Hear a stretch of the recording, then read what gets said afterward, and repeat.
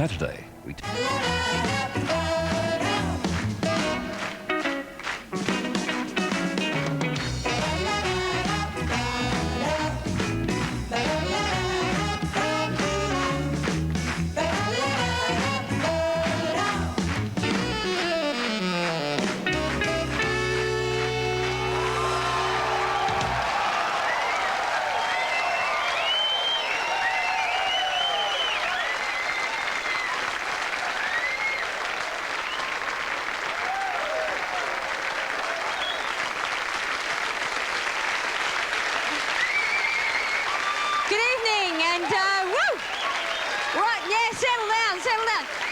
Once more to it's Tuesday night, it's live, it's a big gig. Welcome everybody right around Australia. We've got a big vibey crowd in here tonight, right gang? Yeah! Ready to have a good time. And I am feeling great because I really love working at the ABC. See, I've been working overseas quite a bit lately. Oh yes, yes. So I've been working in New York and no, it's been good. I filled up a 2,000-seat auditorium there, all by myself. Other usherette was off sick, actually, so, you know, it was quite good. But it was amazing. Everywhere I went in America, American women would come up to me and say, "Crocodile Dundee, we seen that movie. Mick Dundee, he's so gorgeous. Are all men in Australia like that?"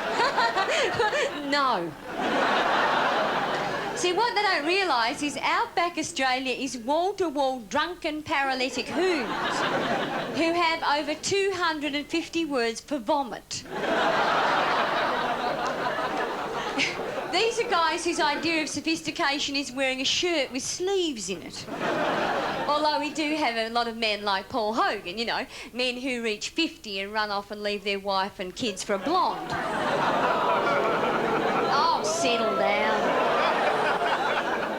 Anyway, look, I was up in Alice Springs recently because we get lots and lots of American tourists up in Alice Springs.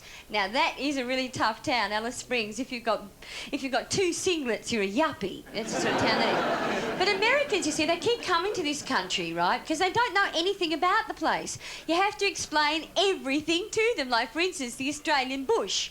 Like, it's not just one bush.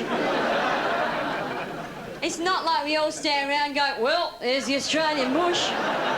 That's a bloody little ripper, isn't it? Look at that, eh?" And it's got about 200 kids lost in it. And it's always on fire. But no, there are a lot of Americans up in Alice Springs because you can tell the Americans because, like, they're the ones with the corks hanging around the edge of the hat. Stuff it, I'm not going to tell them. And they all buy T-shirts with Aboriginal motifs, like "I am a dickhead in Pitjantjara."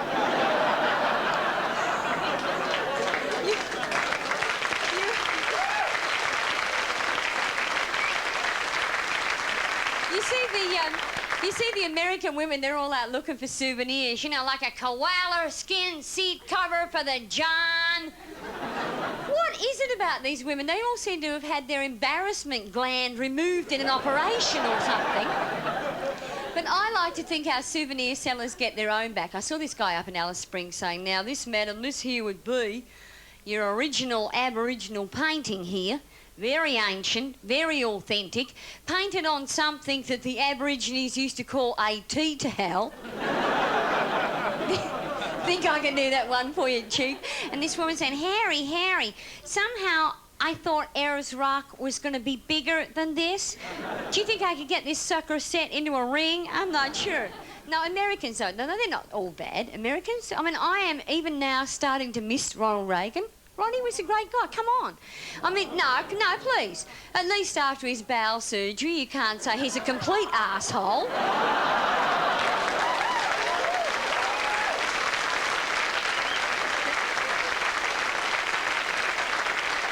But of course, now we've got the Japanese tourists, and it's really sad over in Perth where they're expecting lots and lots of Americans after the America's Cup, you know. There's still people down the docks in Fremantle saying, they said, you'd never make it. By geez, that yacht ought to be in any minute now, you know. Oi. And so they built all these Texas Longhorn bar and grills and hamburger stores for the Americans, and they didn't turn up. The people who did arrive, they were Japanese. So the West Australian government has had to employ this team of people to go around cutting 2 foot off the bar stools, breaking all the handles off the cups, and scraping the breadcrumbs off the fish fingers. But the one nice thing about American...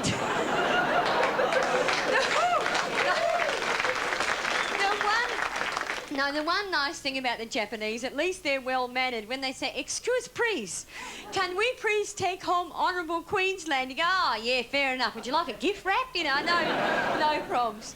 Well, I think we might rock along. Our band that we've got on now is the Swinging Sidewalks, and they're favourites here at Tuesday Night Live, and they're back again, and the girls are looking fabulous. We've got Rebecca and we've got Kerry and Shelley in dresses by Karen Merkel. I hate girls who are a uniform size 10. Never mind, here they are anyway, the fabulous Swinging Sidewalks.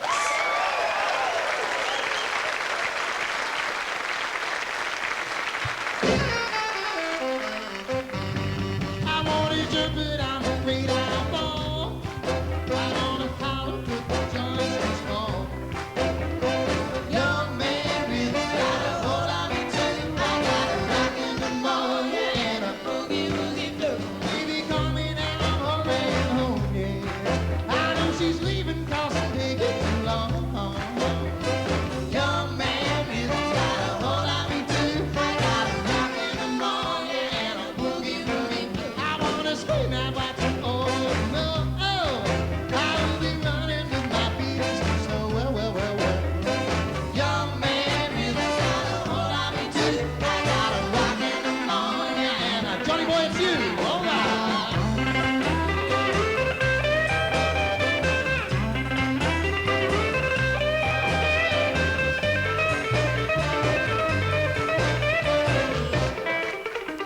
Oh, one more time for Mama, Johnny.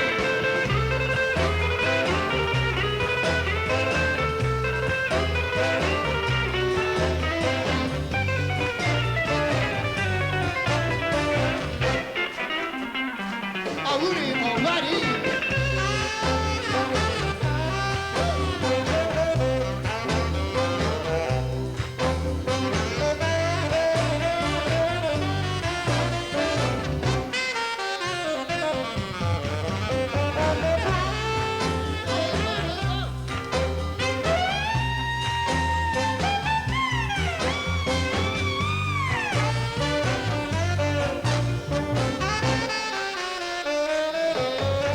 I wanna scream out what you oh no. I will be running but my feet is too slow, yeah. Young man with a got a hold on me too. I got a rock in the morning and a boogie woogie. I wanna scream. I wanna scream. I wanna scream. I wanna scream.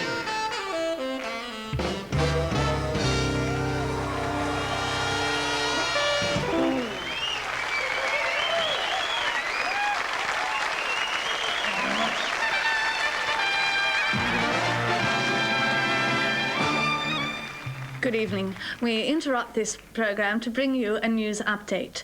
The federal government confirmed the appointment of Mr. Laurie Connell, the nervous Perth banker, as the head of the Special Task Force on Housing.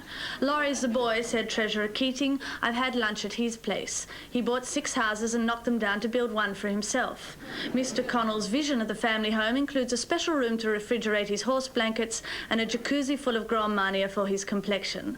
The Treasurer went on to say that if he sells it to someone who isn't Japanese, he's in a power of fondue.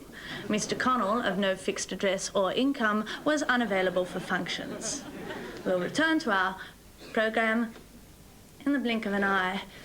Look, do you remember when live music on the ABC was either blackface or lovely operas like Otello? Now you can't even hear the words.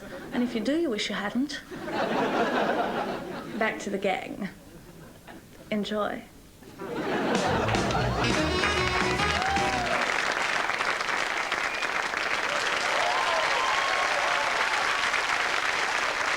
know, since we started on the big gig, the letters, the telegrams, the parcels have been rolling in for Glyn. I just want to say one thing. Thank you, Australia Post, for giving Glyn the time off to do the big gig tonight. Here he is, Glyn Nicholas.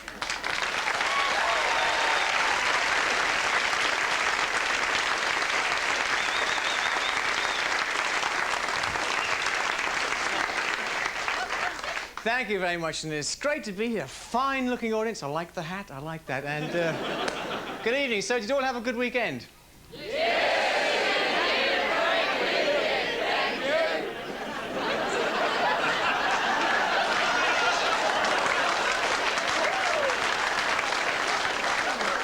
thank you. Good night. Well, I had a lousy weekend. I spent the entire time flat hunting. Damn, I missed him. Looks like he had a couple of bedrooms, too. Now, you should go house hunting. They're bigger. But they're a bugger to fit on the back of the ute. You save a lot of time by checking out the weekend newspapers. Any sort of local weekend newspaper. I would like to check out now the shared accommodation. But you've got to be careful when you're sharing a place because you don't quite know what the people are going to be like. So you can tell a lot from the way that the ads are worded. Like, for example, here's one. Person needed, must have fridge. Here's one. Neat, anally retentive, non-smoking, professional Christian person to share sunny home with landlord. Must enjoy housework. I'll circle that one for Wendy. How about this one? Considerate and together vegan household require laid-back, broad-minded Libran to share their space. Must be Pisces rising or have a job. Sounds pretty good to me. So, along I go to have a look at the place. I get there on my pogo stick because it's visually exciting for the audience. The trouble is I can't steer it properly. Excuse me. Here we go. We're number 13, number 13, number 11, number 10, number 11, number 13. Here we are. Go up to the front door, and I ring the bell. Shut up! Suddenly, this beautiful young girl opens the door in her negligee, and I think, that's a funny place to have a door.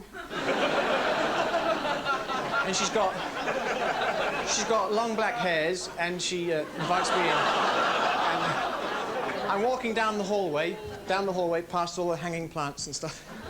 And there's quite a few people all around the place. Sorry, man. G'day. Saw a couple of anthropologists scurrying under the fridge.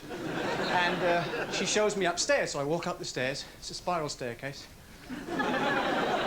With a twist. And go into the room, she shows me the room. She says, here you are.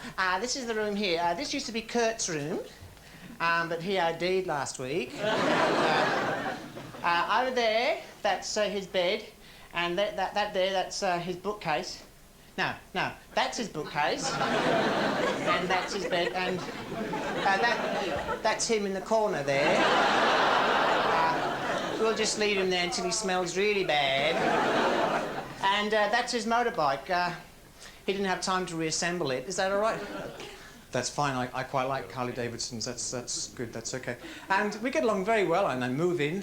And you're very careful, aren't you, when you first move into a place? You don't want to offend people, so you try and put your best face forward, and you say silly things like, in the first week, things like, excuse me, Jan, is it okay if I open the fridge? Thanks. Jan, you haven't seen the quiche that I made this morning, have you? You had it. No, that's all right. That's fine. I'll go out and get a pizza. Yeah. Anyone want anything? Some soap? Yeah. Some washing powder? Right.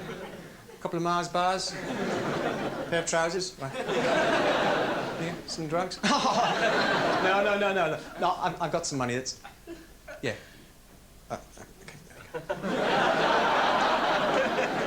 No, well, I'll need the $20 to get the stuff. Okay, it's not that I've got anything against New Zealanders. It's just... Except for one thing. Except for just one thing. I mean, the way that they dress. I mean, look at this. On live television, ladies and gentlemen. On live television. Thank you very much, Paul. Get off. Thank you. Thank you. Finish.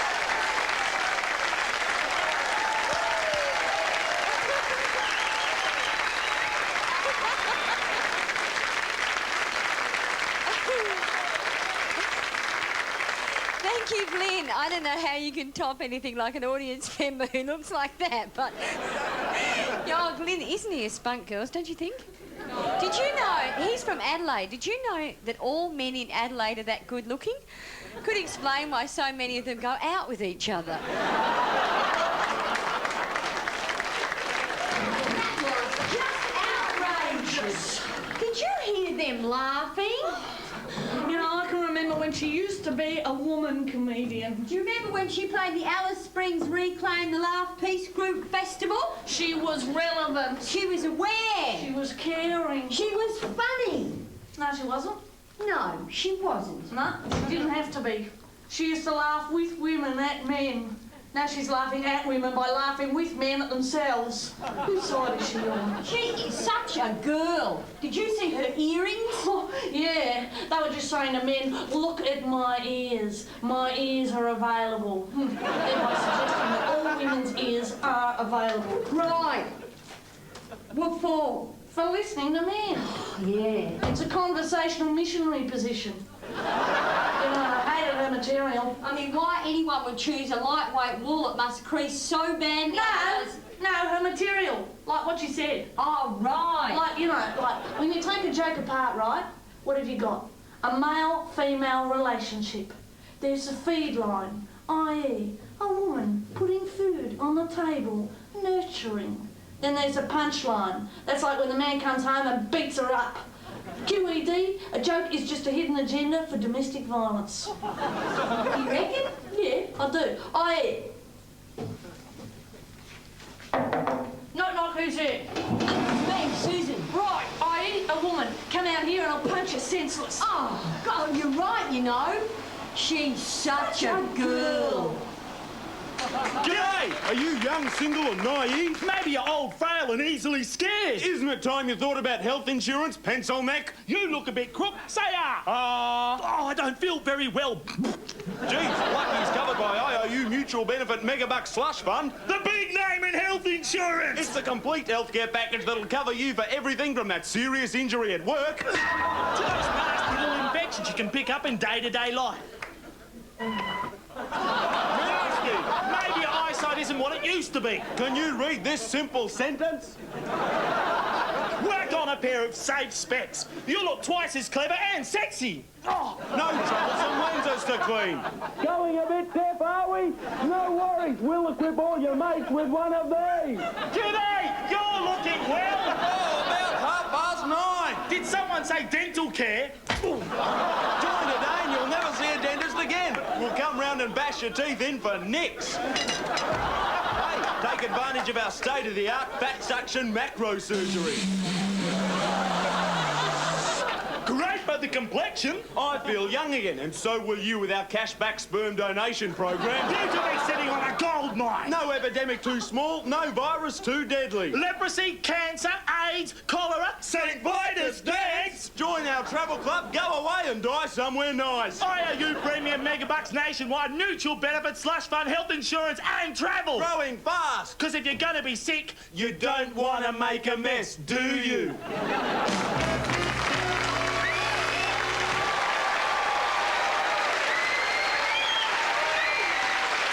How many people at home and how many people in the audience tonight are actually familiar with the work of Mort Sahl.